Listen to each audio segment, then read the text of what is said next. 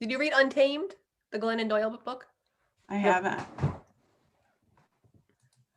It's All giving me right, kind of- we are live, Beth. Hey! So So- excited to be here. I'm so excited to be here, and we're just sitting here talking, and all of a sudden we're losing track Forever. of time, which would be Beth and I. Beth and I met, Beth Nydick, everybody.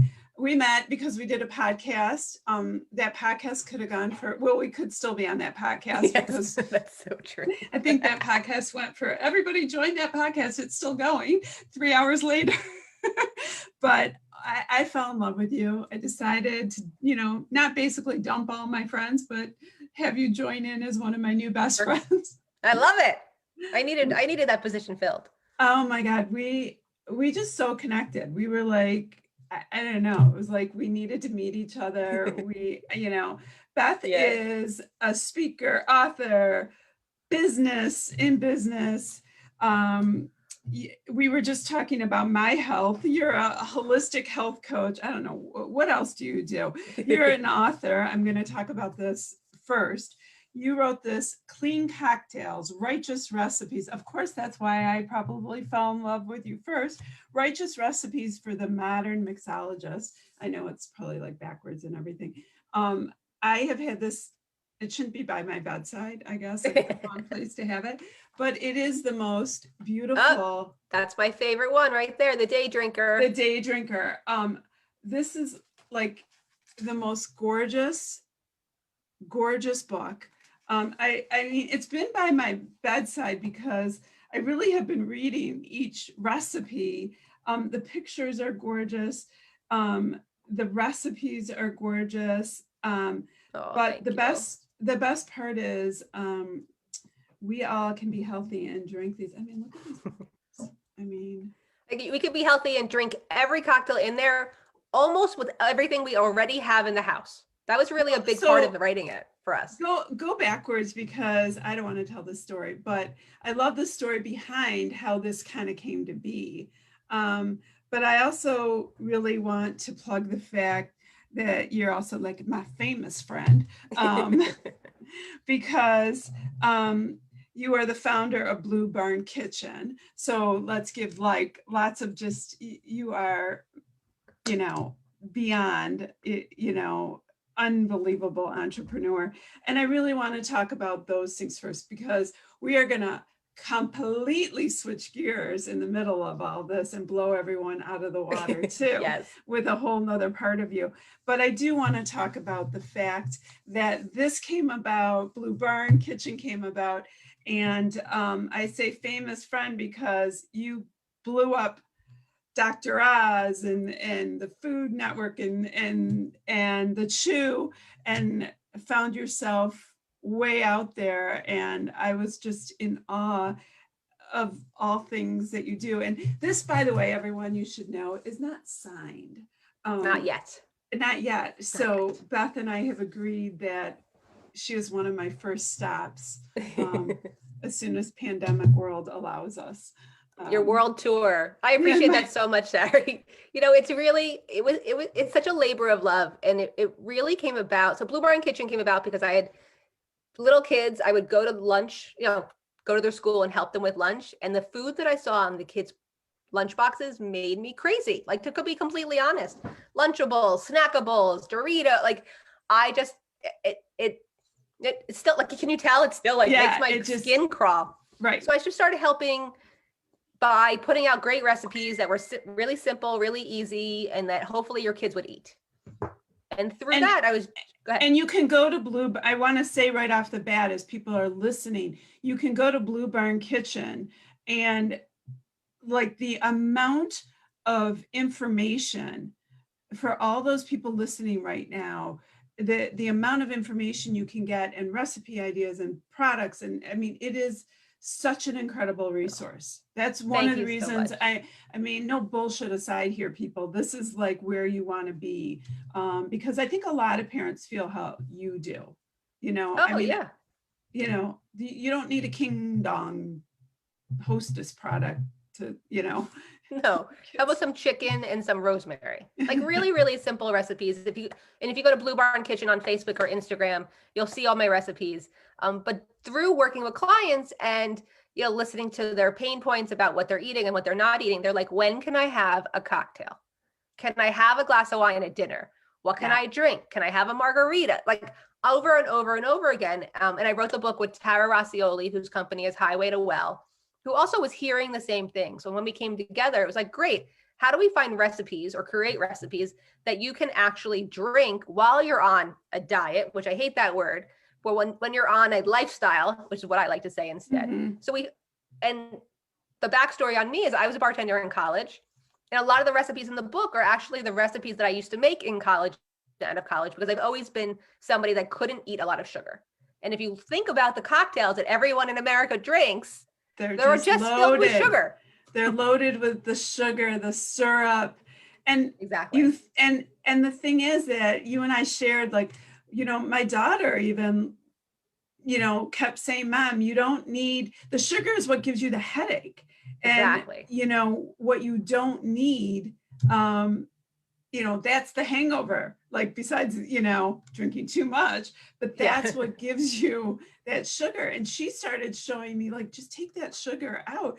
And you and I talked about that, and, all these recipes. And that is, I'm telling you, people, the Amazon, it is like the holidays. I'm going to plug this book the whole time because I'm just saying that, like, you have to have this in your house.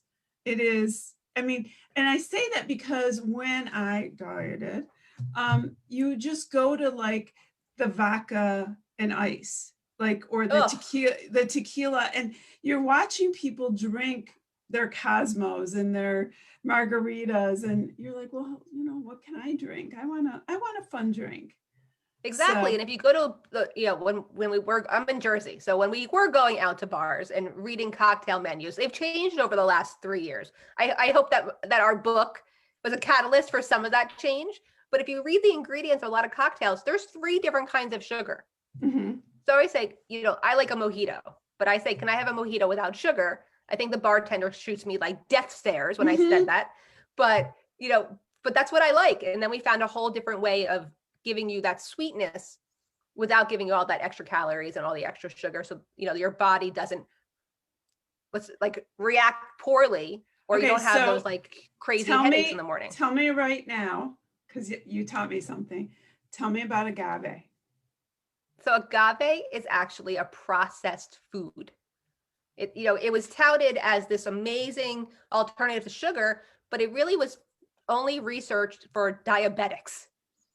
So if you're a diabetic and you're putting agave instead of sugar in your coffee, then you're doing better. But in the general public, agave is actually a processed food like corn syrup. I know, I burst a lot of bubbles. I do. I want people to hear that and know that, because I think everybody says, well, I'll use agave. Yep. And no, honey.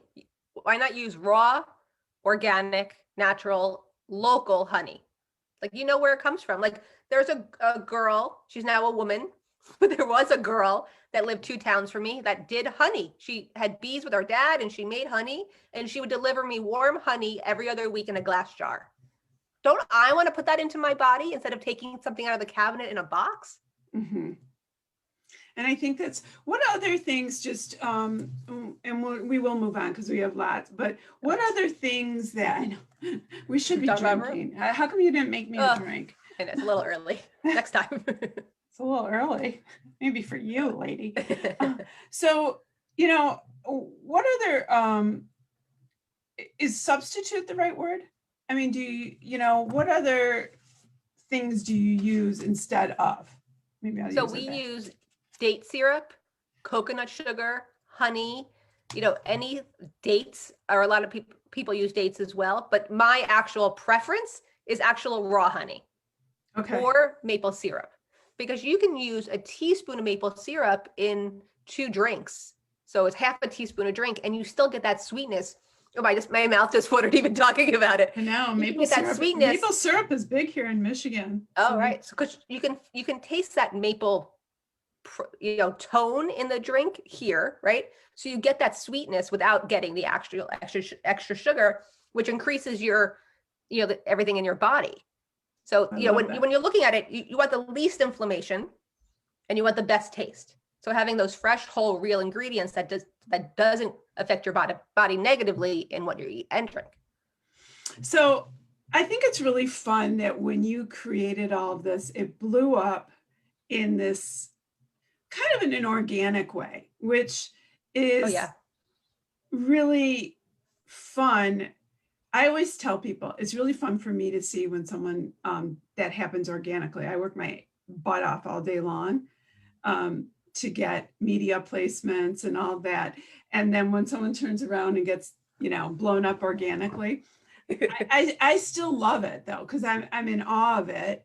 I believe in it. I actually think that it's so cool because there's something about when something's so amazing, it should happen organically. Like I appreciate that. I also tell people it's not something that happens. No, not good luck. never. Good luck with that. And it's the rare thing.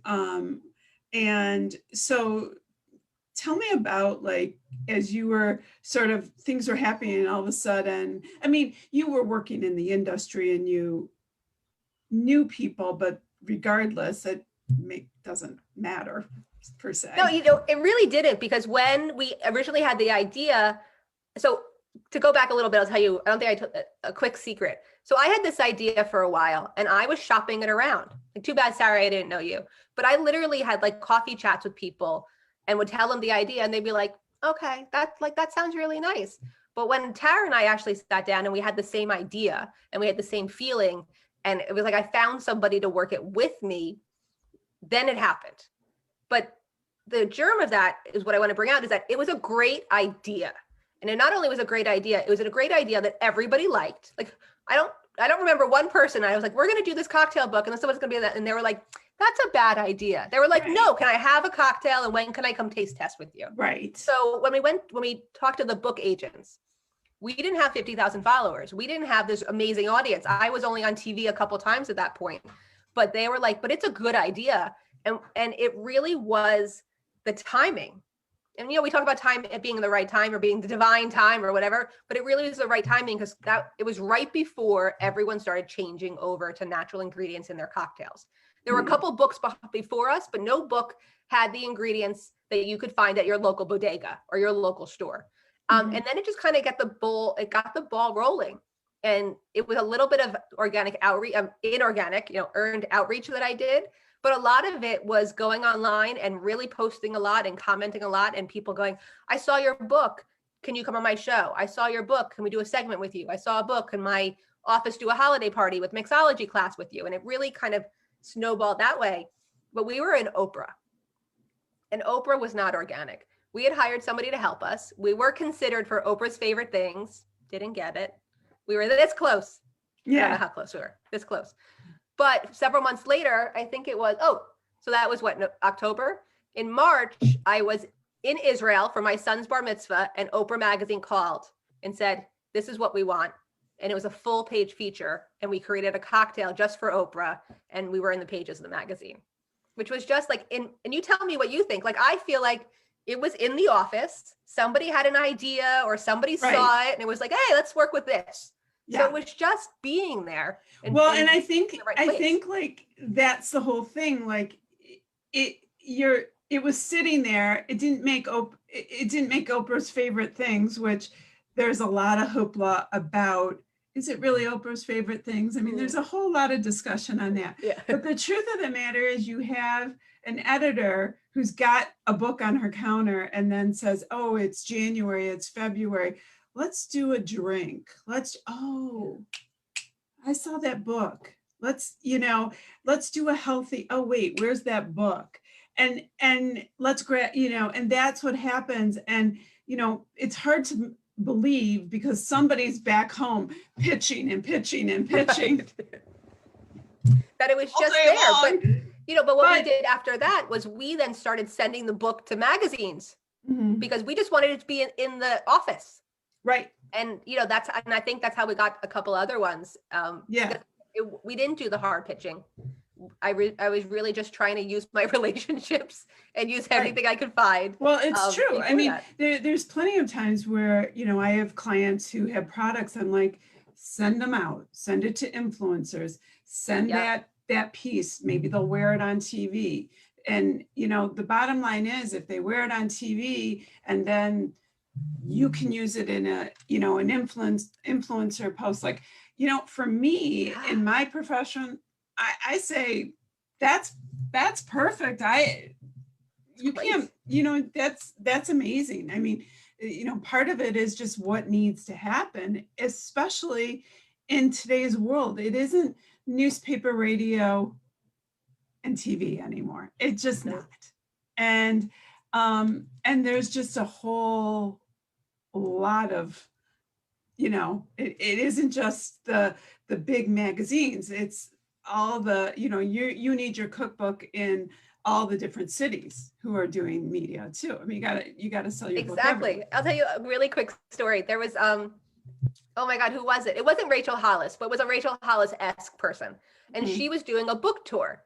And on her Instagram was like 25 bookstores that she was going to be going to have this book tour. So then I went and Googled and called each of those bookstores, and my Mhm. book was in 20 of them. So I was like, and I would talk to the bookstore owner or the bookstore manager. They'd be like, "Oh, we love your book," and So we knew that it was being well received around the country. But I think what our conversation just inspired me to do is to do some Christmas gifts with some celebrities. I haven't done that in a long time, so thank you for that. And I'm going to send it out. We've always wanted Kate Hudson to talk about our book.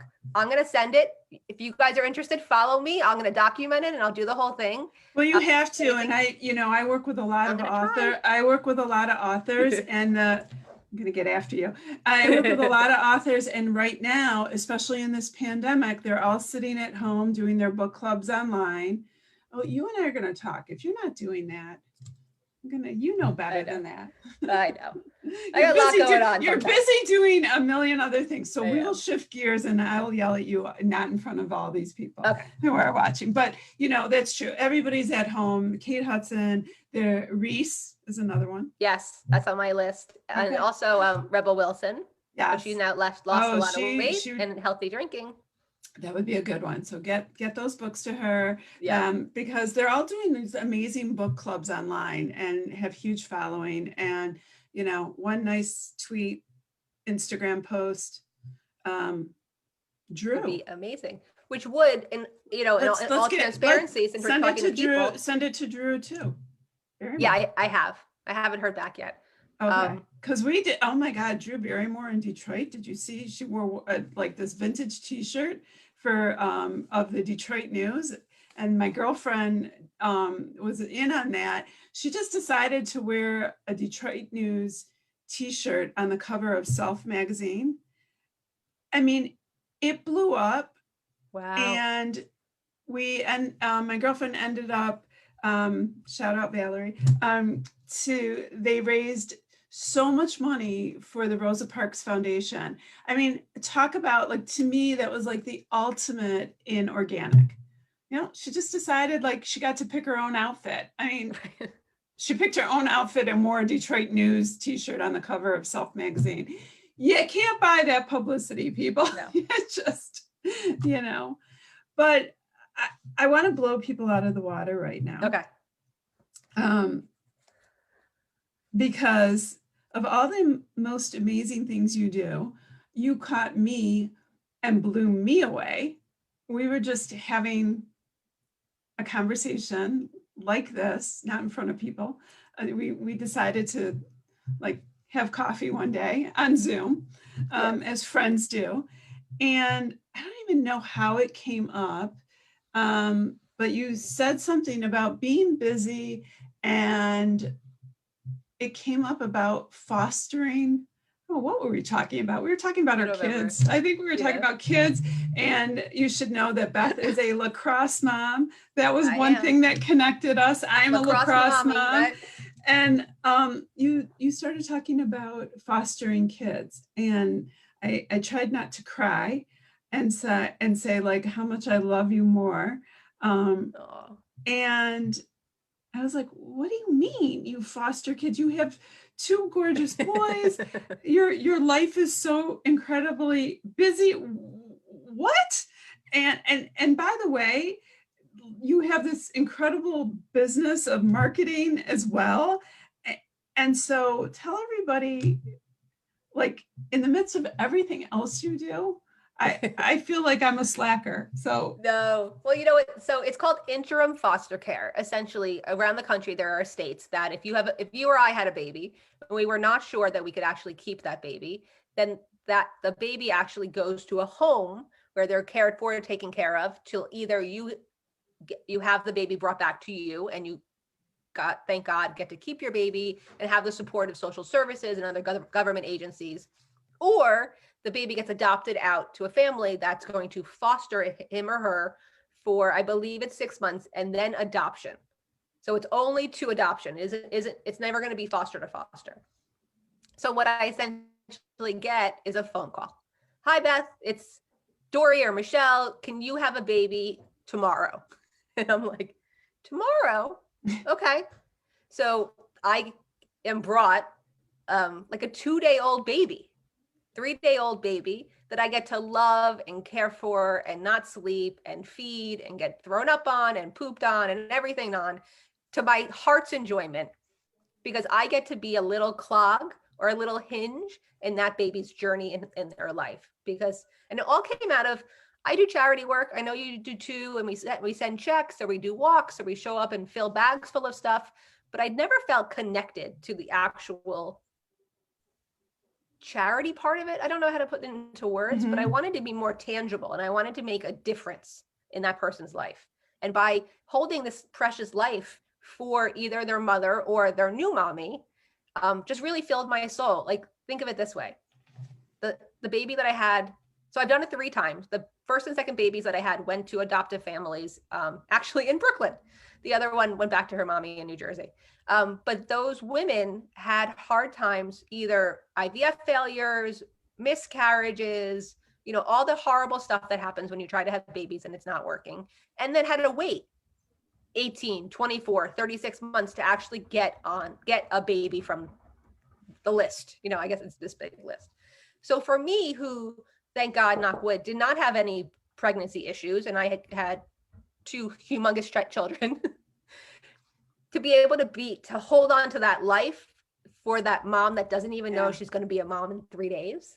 Like, it just means the world to me, and to inspire other women to step up in their communities and to give this kind of help, because it's, people look at it like it's selfless, but it's selfish. Like, it makes me feel so good to be able to take care of a baby for a couple of days. And it makes me stop, and it makes me reevaluate, and it makes me look at my life in a different perspective, because I have this new life and I am affecting many other lives just by, like, literally sitting on the couch, holding the baby with a bottle, or burping him, or walking him. The baby I had last time had colic and was up all night, like walking him around. And it's so different than having your own, because, right. I'm not a new mom and all that kind of stuff, but to really be able to be that piece in that system. And pre and post COVID, you actually get to go meet the families. So I haven't met my families yet because of COVID. But to be able to meet that new mom, I'm going to cry, to meet that new mom and know that it worked, and know that she's now a mom, and know that they have this amazing family, and I got to be that, like, tiny little piece in it. I don't know. It rocks my world. I have so many, I have so many questions. Okay. So I'm going to start with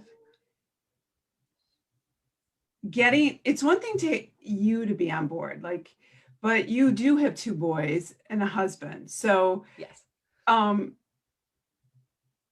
It's selfless of all of you, and amazing of your whole family, because you're doing this as a family. It isn't, I mean, as much as you are doing it, it's sitting down with your whole family and saying, we're all on board with this, because let's face it, a baby who cries. No, I know. I know that it's you walking around all night long, but no. I mean, like, I didn't have that conversation. I was like, a baby's coming tomorrow. This is what's happening.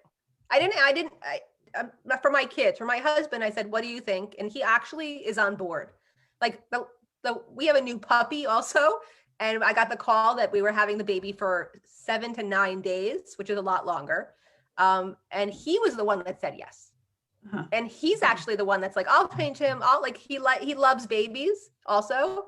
But my children, when I tell them, they smile and whine at the same time.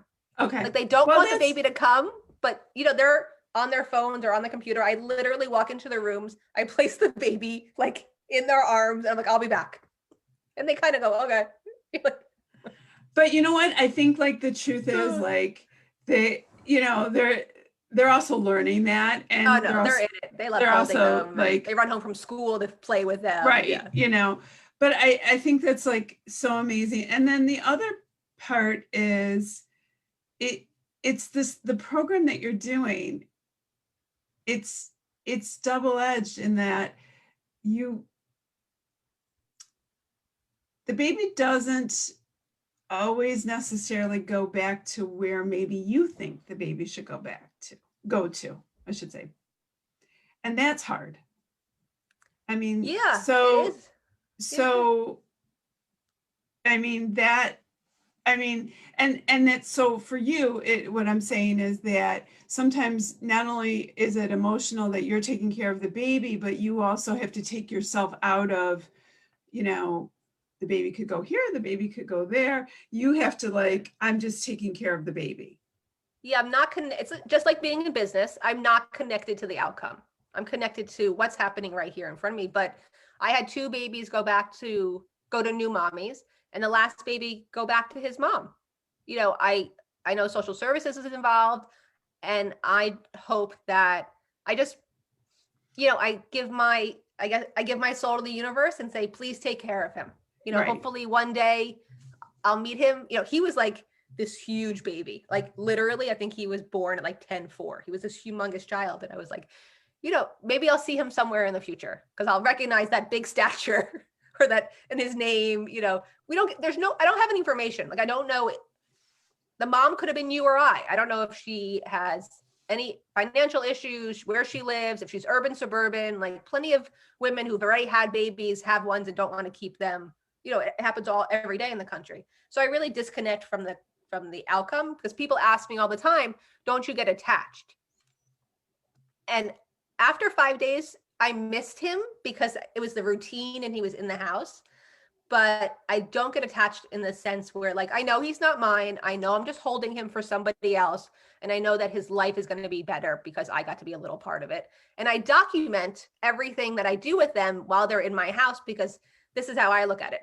So if I'm adopting a baby and I don't have him or her for the first 4 or 5 days, where was he? What was he doing? Who was taking care of him? Did he so I give a full report so that mom really has him or her from the first moment of his life. Because I think it's so important for that mom, or even because like I would want to know. So I don't know. Yeah. I would want to know. I laugh. We used to have my kids will love this. We used to have like the poop book. Like we wrote down like when the baby, yep.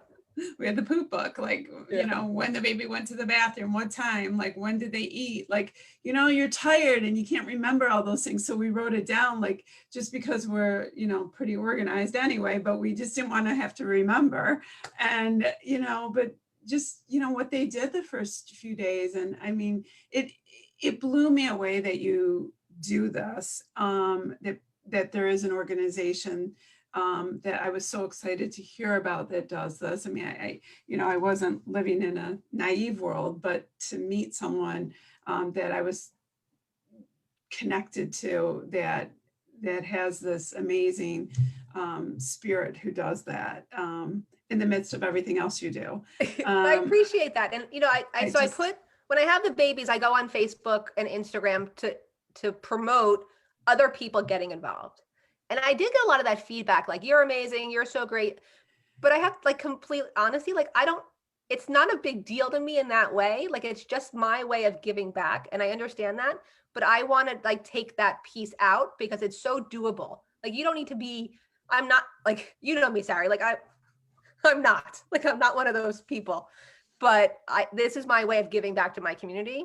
And that's how I see it. So if other people just want to give back to their community in a more tangible way, find out, I always say DM me because I'll help you find the people that can help you. Well, and that's, I think that's what I love about you so much. I mean, okay, we'll share. One time we met, you were like talking to me in a closet because you needed quiet. Like, that's who you are. Like, I mean, no joke. Like, that's why we got along. Like, you're just real. And, I try. The real person who writes a cookbook, who has a business. You're a mom of two. We've had to cancel conversations because you're dealing with your boys. And, I like real people. Like Yes, but too. like, the truth is, this real person in front of me, is also saying, like, you can do this. Like, you can, give of yourself. You can write a check. That's lovely. You can give this product, to an organization. That's great. Amazing.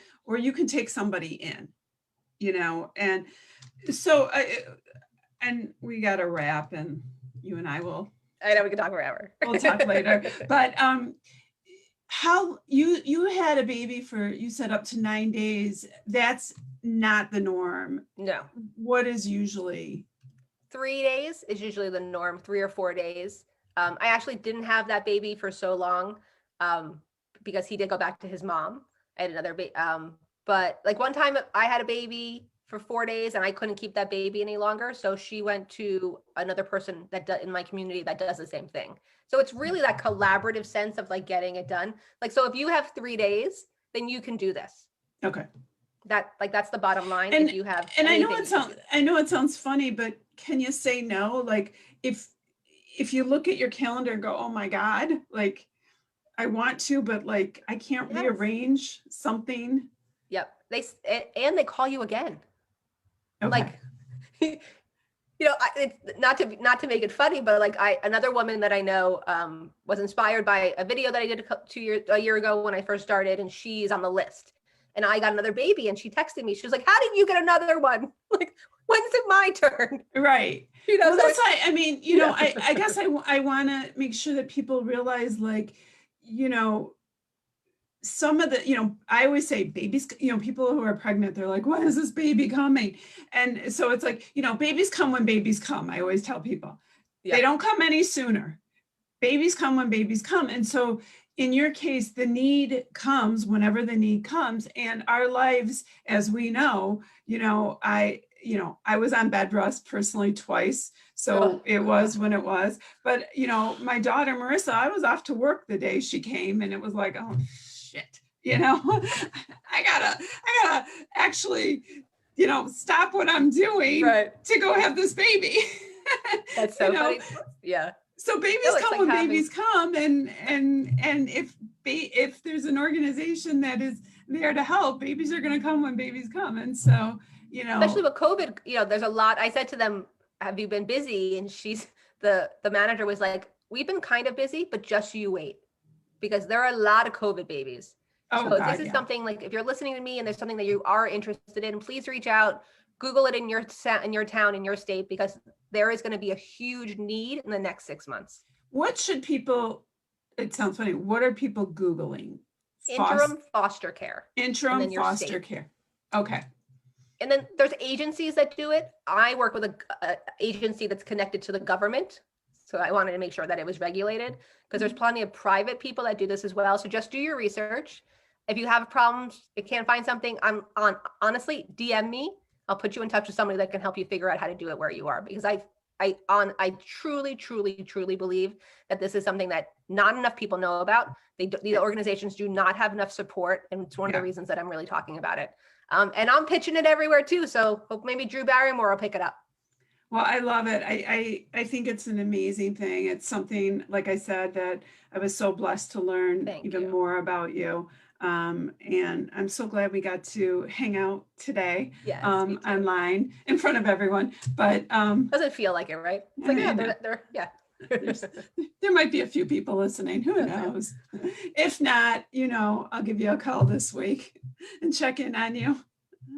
All right, my friend. I'm running to an 11 o'clock. Me too. Love you. Talk to you soon. Much love to your family. You too. Bye, hon. Bye.